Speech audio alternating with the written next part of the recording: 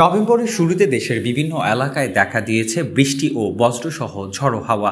আবহাওয়া অধিদপ্তর জানিয়েছেন, বঙ্গোপসাগরে সৃষ্টি হওয়া একটি নিম্নচাপের প্রভাবে আজ সারাদিন ঢাকা সহ দেশের দক্ষিণ পশ্চিম অঞ্চলে ভারী বৃষ্টিপাত হতে পারে। রাজধানী সহ চট্টগ্রাম, বরিশাল, খুলনা অঞ্চলে সকাল থেকেই মেঘলা আকাশ ও মাঝে মাঝে বজ্রপাতের খবর পাওয়া গেছে। বৃষ্টি অব্যাহত থাকলে যান চলাচল বিঘ্ন ঘটতে পারে, নিম্ন অঞ্চলে পানি জমা এবং কৃষি ফসলের কিছু ক্ষয়ক্ষতি হওয়ার আশঙ্কা রয়েছে বলে জানিয়েছেন আবহাওয়া অধিদপ্তর।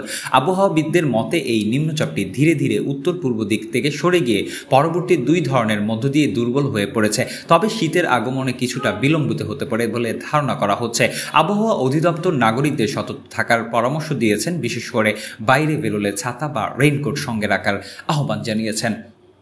মাহবুবুর রহমান শান্ত, নিউজ ডেস্ক, চ্যানেল 23।